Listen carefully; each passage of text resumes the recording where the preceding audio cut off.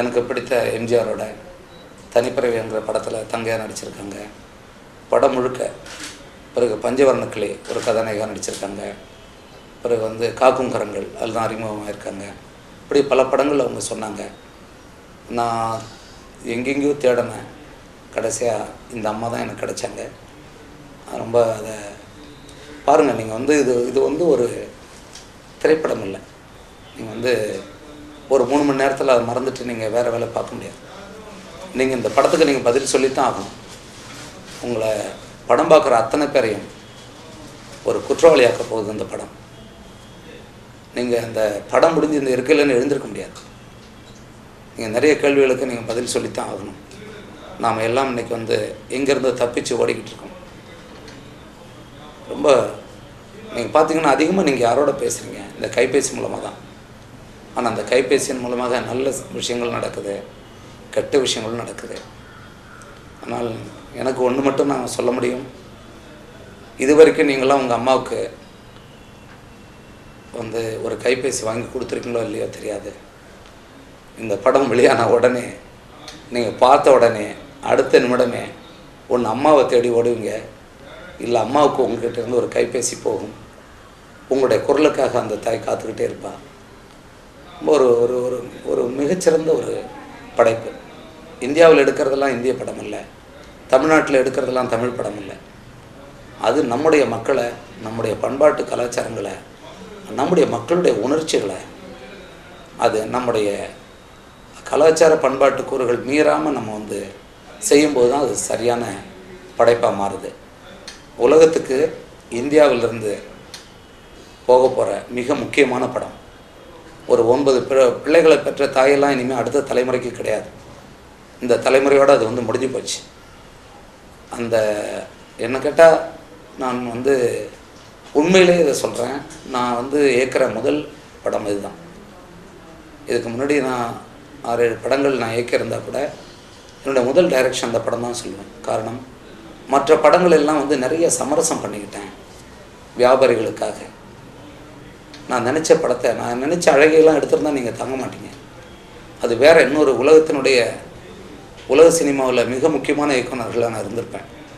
அதில் கண்ட மாதிரியான நகைச்சுவைகளும் பாடல்களும் எல்லாத்தையும் உள்ளே கொட்டி அது வெறும் தமிழ் சினிமாவாக நின்று போச்சு.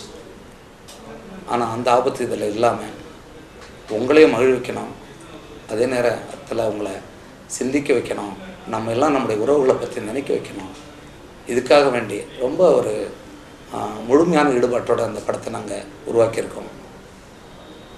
எனக்கு துணையாக வந்து சொல்லணும்னா இந்த படத்தில் மிக முக்கியமாக என்னுடன் பணியாற்றிய இதற்கு முன்னாடி இருந்த அத்தனை தொழில்நுட்ப கலைஞர்களையும் நான் மாற்றிருக்கேன், திட்டமிட்டே மாற்றிருக்கேன். குறிப்பாக வந்து இசையமைப்பாளர் அவர் வந்து இந்த படம் தான் அவருக்கு முதல் படம். ரோஹித் குல்கர்னி அவர் வந்து மும்பை இசையமைப்பாளர். இன்னைக்கு ஒரு 30 வயது இளைஞர். இன்றைக்கு உலக சினிமாவினுடைய புரிதலை வந்து தெளிவாக புரிஞ்சவர். நம்முடைய பல நல்ல மிக சிறந்த படங்கள் உலகத்தினுடைய பார்வைக்கு போகாமல் விட்டதே இந்த கண்டபடி இசையால் தான். இவங்க வந்து காசு கொடுக்குறங்கிறதுக்காக சும்மா அதை போட்டு எல்லா இடத்துலையும் அடித்ததாலே பல படங்கள் வந்து வீணாக போச்சு. இதில் மிக தெளிவாக மிக சரியான இசையோட ஒரு மிக உயர்ந்த கலைஞர் வந்து வர்றாரு. பல இயக்குநர்கள் வந்து நீங்கள் பாருங்கள் இவர் வந்து பயன்படுத்துவாங்க. ரொம்ப எனக்கு ஒரு உண்மையிலே ஒரு அரிய பாடல்கள் இந்த படத்தில் வந்து முத்துக்குமார் தான் எழுதியிருக்கார். நான் முத்துக்குமார் 2 பாடல்கள், ஏகாதசி ஒரு பாடல் எழுதியிருக்கார். பிறகு வந்து இந்த படத்தில் வந்து ஒரு இசைக்கோர்வை கொண்டு வரேன். இசைக்கோர்வைங்கிறத வந்து வரிகள் இல்லாத பாடல்னால் பாடல் வரிகளை சேர்ந்தது. இதில் வெறும் இசை மட்டும் இருக்கும். 5 நிமிடம் ஓடக்கூடிய இசை. பாடலுக்கு பதிலாக வெறும் இசை மட்டும் பயன்படுத்தியிருக்கேன் ஒரு இடத்துல. அது ரொம்ப முக்கியமான ஒரு செய்தியாக இருக்கும்.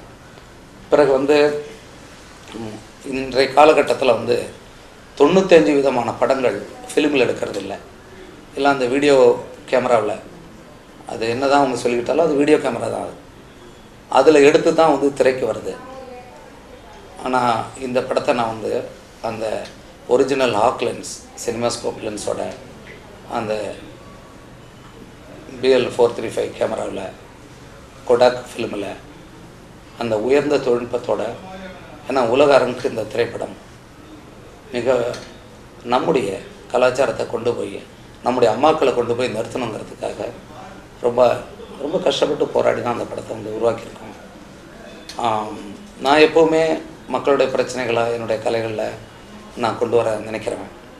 நம்முடைய கலைகள் மூலமாக தான் நம்முடைய மறந்து போன மழுங்கெடுத்து கொண்டிருக்கிற நம்முடைய கலைகளை வந்து உயிர்ப்பிக்க முடியும்.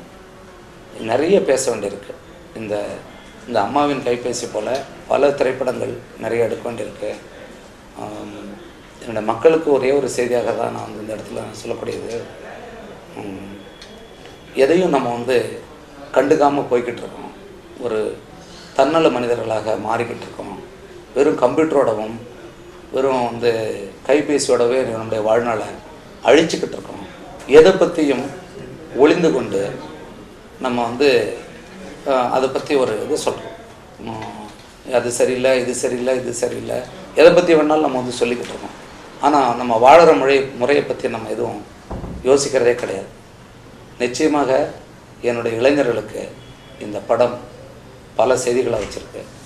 நம்முடைய இசையமைப்பாளருக்கு அப்புறம் கிஷோருங்கிற அந்த ரொம்ப சிறந்த ஒரு படத்தொகுப்பாளர், எடிட்டர். அவர் இந்த ஆடுகளம் படத்தை கூட தேசிய விருது வாங்கினார். பிறகு வந்து தினேஷ், அவரும் வந்து தேசிய விருது பெற்ற ஒரு நடன இயக்குனர் தான். இப்படி என்னோட பணியாற்ற எல்லாருமே வந்து இதிலே வந்து வயசு அதிகமான ஆள் நான் தான். எதுக்கு இதை சொல்ல வரேன்னா, அந்த இளைஞர்களுடைய பார்வையில் இந்த அம்மாவின் கைபேசி எப்படி இருக்குன்னு நான் பார்த்தேன். அவங்க அத்தனை பேரும் வந்து முழு ஈடுபாட்டோட பண்ணிக்கிட்டு இருக்காங்க. நான் வந்து ரொம்ப இந்த படத்தை என்னைக்கு முடித்து உங்களோட நான் பார்ப்பேன் அப்படிங்கிற ஆர்வத்தோடு நானும் காத்துக்கிட்டு இருக்கேன். படம் முடியும் தருவாயில் கடைசி கட்ட படப்பிடிப்பில் இருக்கேன்.